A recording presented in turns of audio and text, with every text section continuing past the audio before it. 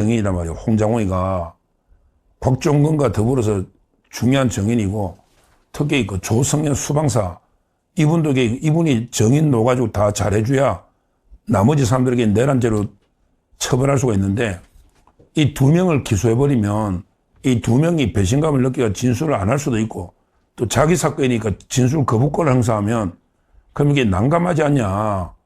따라서 이게 조은석 특검에서 홍장훈하고 조성현에게 절대 기소하면 안 된다. 제일 중요한 정인이다.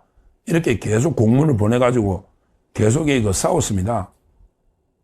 개망난이 특검끼리 저끼리 대충돌해가지고 조은석 특검하고 권창경 특검이 서로에게 계속 막 충돌하고요. 이렇게 싸웠는데 이번에 끝내 제가 예상했잖아요. 제가 끝내 그 기소하는 쪽으로. 왜냐하면 이게 2차 종합특검 입장에서는 뭔가 성과를 내야 되거든요. 그러기 위해서는 이게 그 홍장훈하고 조성희가 빠져버리면 그게 그 아기가 안 맞아요. 그래서 이게 그 예를 들어 김태효를 구속했다. 신원식을 기소했다. 근데 홍장훈을 빼버리면 설명이 안 되는 거예요. 그래서 이게 그 홍장훈을 기소하는 거예요. 그건 이게 조성현도 마찬가지야. 이진우 수방사령관이 있는데 조성현을 빼버리면 설명이 잘 안 되는 거예요. 그때. 그래서 이게 그 2차 종합특검에서는 끝내 그 조성현, 홍장훈을 기소한다. 이렇게 이제 확정이 된 겁니다. 확정이 됐다. 자, 혐의가 많아요. 홍장훈이가 지금 방송마다 나가면서 자기는 억울하다 떠들고 있는데요. 제가 나가는 프로의 그 박지홍의 한판승부, 거기도 홍장훈이가 놓아가지고 특집 방송 억울하다고 막 떠들더라고. 그때 제가 방송하는 날이었는데, 홍장훈이가. 근데 그 홍장훈이가 혐의가 뭐냐. 일단 우리가 알고 있는 거는요, 미국의 CIA의 그 계엄의 정당성을 홍보를 했다. 우리 외국의 계엄의 정당성 문건을요, 외국에 홍보를 했다. 특히 CIA 불러가지고 뭐 했다. 이거는 이제 다 알고 있죠. 여기에 이제 뭐 우리 김태효 구속이 돼버렸죠. 그 다음에 불구속으로 신원식 이런 이제 분들도 기소가 됐는데요. 근데 이것뿐만 아니라 실제요. 이것뿐만 아니라 이게 또 다른 혐의도 있답니다. 홍장훈이가. 다른 혐의도 있다는 겁니다. 그럼 이게 또 무슨 혐의가 있느냐. 홍장훈이가 실제 바로 이게 그 방첩사하고요. 그 다음에 경찰청하고 컨택 포인트 구축. 컨택 포인트. 이게 연락망이거든요. 그러니까 국정원의 직원하고 그 다음에 그 방첩사 군인, 여인영, 그 다음에 경찰청 있잖아. 조지호 그때 청장. 하고 이제 국정원이 컨택 포인트 연락망 구축을 시도해라. 그러기 계엄사령부의 합수본부에 조사관 파견을 지시했다. 와, 이러면 이게 홍장훈은 진짜 15년 아니라 20년 옵니다. 박성대 법무부 장관에게 그냥 우리 계엄 당시에 매뉴얼에 따라 검사가 합수단에 파견되느냐 검토해봐라. 이거 가지고 징역 25년 받았잖아요. 박성대 법무부 장관이. 근데 이제 홍장훈이 지은 죄를 보면요. 어마어마하잖아. 국군의 방첩사, 그 다음에 경찰청과 컨택 포인트 연락망 구축을 시도하고, 그 다음에 계엄사령부 합동사본부의 조사관 파견을 지시했다.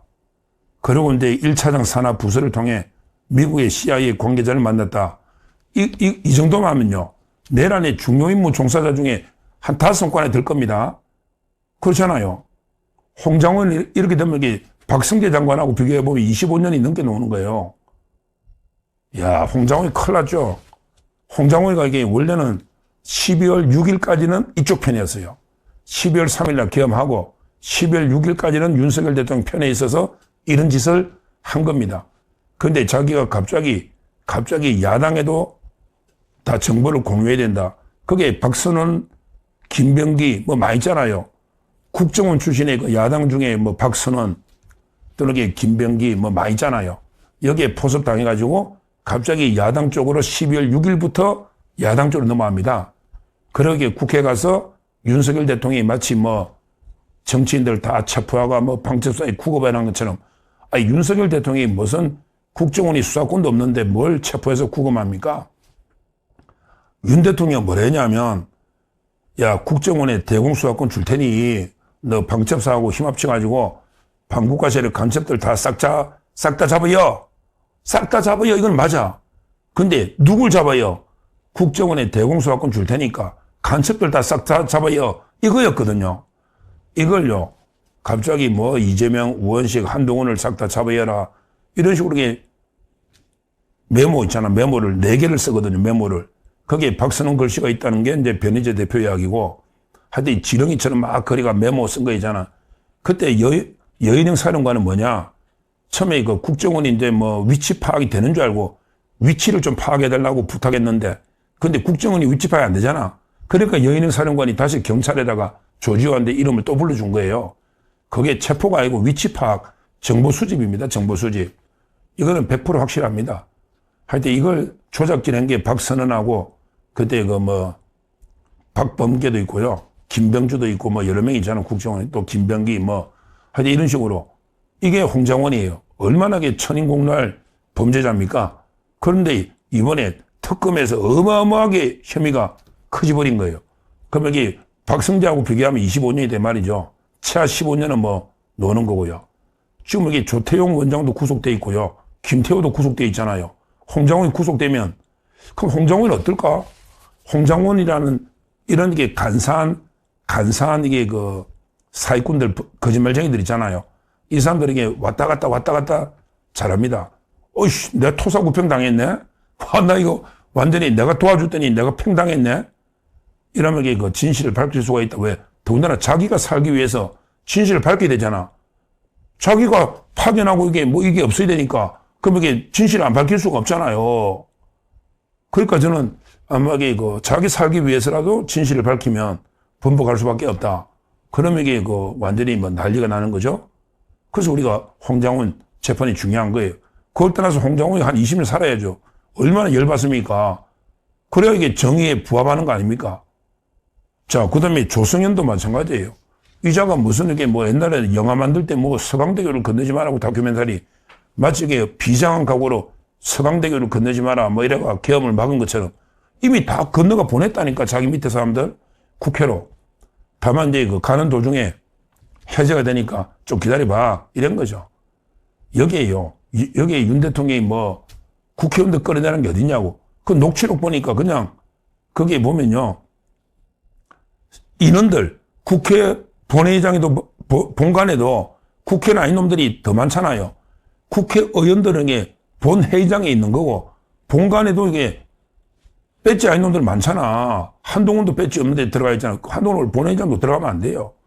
그러니까 제가 이렇게 그 보좌관이나 기자나 뭐 시민들이 국회의원도 아닌 사람들이 본관에 막 들어가면 대운동이 오니까 이 인원들을 끄집어내. 이거는 뭐 말이 되죠. 말이 돼요. 그런데 국회의원들을 끌어내라. 이게 한마디도 없어요. 녹취록이나 모든 정원에. 그러게 조성현 정원도 그래요. 근데 갑자기 어디서 뭐 곽종거이부터 시작돼. 곽종거이가. 이놈이 처음에는 인원을 빼내라 요원을 빼내라 하더니 갑자기 의원이죠. 이러니까 그게 갑자기 유튜브 김병주 거기에 놀아나가지고 박선언하고 갑자기 의원으로 바꿨잖아요. 원래는 그게 그냥 인원 빼내 요원을 빼내라 이거지. 이미 끝난 거니까 표결 이런 뜻이거든요. 하여튼 이거 조성현도 저는 이번에 그 기소되면요 처벌받아야죠. 아이, 똑같은 더 큰 잘못 해놓고 다른 군인들은 전부 파면당하고 구속되고 하는데 조성현은 뭐 장군 따라주겠다 그러고 훈장까지 주면 이게 공정합니까? 이게 정의로우냐? 이 말이죠. 결국에 저는 이번에 윤 대통령을 완전히 무고한 사람이 3명이거든요. 곽종건, 그 다음에 홍장원, 조성현 3명이에요. 거기에 경찰에 조지호가 있는데 조지호는 혈액암 때문에 그런 거고요. 하여튼 이게 이제 다 기소됐잖아요. 결국 윤 대통령은 무고한 4명이 다 기소가 됐다. 특히 홍장원과 조성희가